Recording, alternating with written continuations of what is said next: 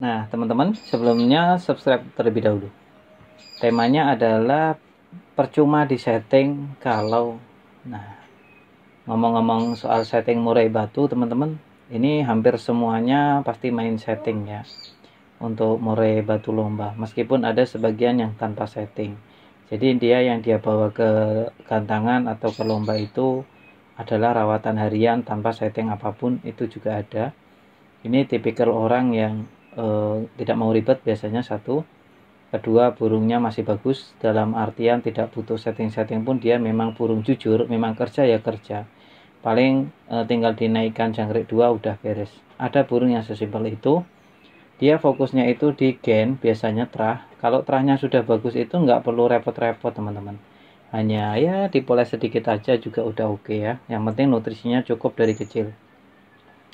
Burung yang bagus sebenarnya tidak perlu rawatan yang ekstra seperti pada umumnya teman-teman. Justru malah minim rawatan tapi banyak prestasi, itu burung yang bagus menurut saya. Dan setiap burung itu memiliki karakter yang berbeda. Tapi ada burung yang minim rawatan tapi prestasi malah banyak, itu banyak. Sedangkan banyak burung, mayoritas, nah bukan banyak lagi ya, jadi banyak rawatan minim prestasi, nah itu mayoritas.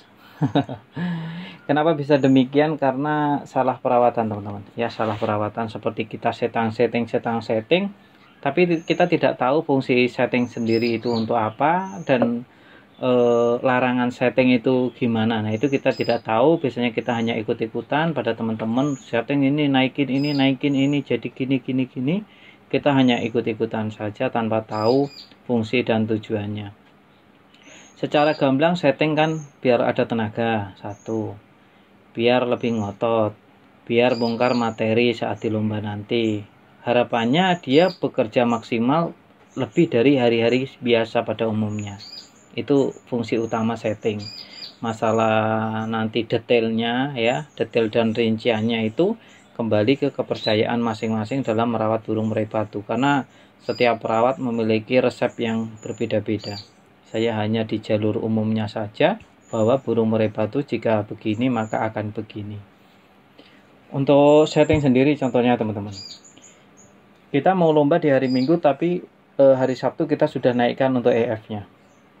Kebetulan di dalam rumah kita memiliki 2 burung murai batu ya. Ini faktor kesalahan pertama kita adalah memiliki 2 murai dalam satu rumah ya. Meskipun enggak 100% salah, tapi ini sudah menyumbang satu langkah menuju kesalahan. Nah, pas hari Sabtu ke Minggu, EF kita naikkan, jebret, untuk murai batu A yang biasa kita lombakan. Sedangkan murai batu B itu tetap, tapi dalam keadaan hariannya itu settingannya lumayan tinggi. Contoh di rank 7-10 itu lumayan tinggi. Kembali lagi menurut saya. Nah, ketika murai batu si A sudah dinaikkan, taruhlah menjadi full EF ya untuk hari Sabtunya itu, atau kasih kroto atau EF-nya jadi 15 atau 10, dia kalau terdengar burung berkicau sedikit saja, dia udah pasti gembrong-gembrong.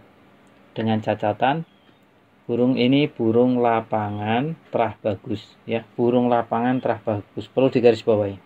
Karena tidak semua burung murai batu mau di EF 100 pun ya tetap gitu-gitu aja juga ada. Jadi perlu digarisbawahi terah bagus dan burung lapangan. Jadi kalau dinaikkan EF-nya sedikit saja, di rumah udah gembrong-gembrong, plus dipancing sama murai batu B tadi punya temen ya. Punya temen murai batu B.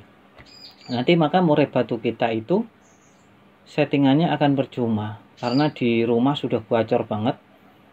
Murai batu gacor seperti ini ya, udah keluar-keluar seperti ini, apalagi ada murai lain yang mengacaukan settingan, itu di perlombaan sudah nggak jalan teman-teman ya. Itu ngempos pasti, bisa ngetem iya, matung udah tentu ya. Kalau salah-salah bisa nebok atau ngeruji, itu kalau tenaganya benar-benar habis ya. Kalau tenaganya benar-benar habis, yang konsentrasinya kurang, maka ya itu nebok dan ngeruji itu menjadi faktornya ya. Jadi untuk teman-teman yang burung murai batu dipancing-pancing menggunakan MP3 saat di rumah, padahal kondisi sudah disetting tinggi. Nah, ini juga akan membuang settingan yang sudah ada atau percuma dalam menyeting burung murai batu tadi, karena pasti settingannya akan kacau ya. Jadi untuk sebelum kita setting ya, kita harus benar-benar tahu fungsinya bagaimana dan yang membatalkan setting itu apa aja. Enakan saya info tentang yang membatalkan setting aja ya teman-teman ya. Jadi yang membatalkan setting, satu, di track ya, di track. Kedua, dipancing-pancing menggunakan MP3, itu juga salah satu sebab murai batu settingannya jadi gagal. Terus macam diadu di rumah ya, di rumah sampai murai batu kita saut-sautan terus ya. Itu khusus untuk murai batu lomba, tapi ya perlu digarisbawahi lagi, nanti takutnya masih ada yang miskomunikasi atau salah paham, salah tangkap, seperti dua burung murai batu yang saling saut-sautan padahal ini kondisi sudah settingan. Ini juga salah satu hal yang membatalkan setting ya. Kenapa saya bilang membatalkan ya, biar lebih enak aja lah. Jadi settingan gagal lah intinya kalau membatalkan setting. Ada beberapa sebab seperti itu ya teman-teman. Intinya burung murai batu kita itu materinya itu sudah dikeluarkan sebelum waktunya. Contoh waktunya itu hari Minggu di lomba siang. Nah, burung dari hari Sabtu itu sudah teriak-teriak ngeluarin materi, ditambah Minggu pagi juga sama.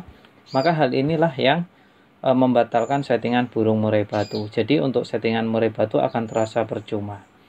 Mending set harian ya, set harian yang dibawa ke lomba, lantas nanti di lomba kurang 3 atau 4 sesi dicolok 2 jangkrik. Itu jauh lebih efektif, lebih bagus, karena biasanya untuk settingan harian burung murai batu itu tidak perlu keluar-keluar seperti ketika kita set H-1.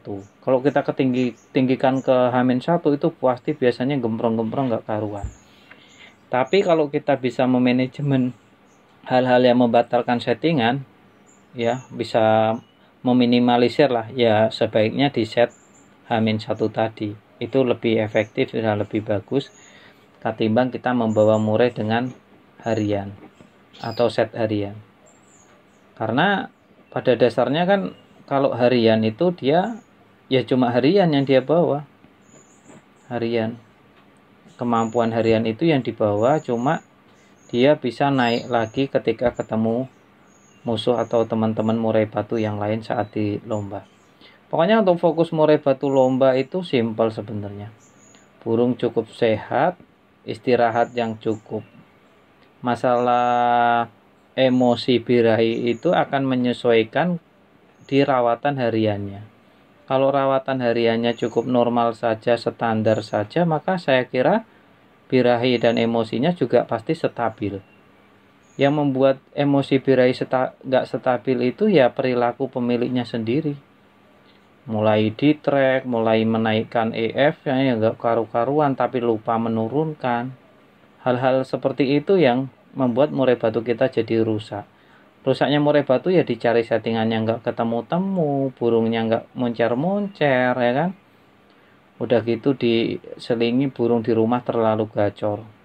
Over gacor itu tidak bagus. Gacor itu bagus teman-teman, tapi di mana tempatnya? Kalau tempatnya di gantangan, nah ini yang bagus.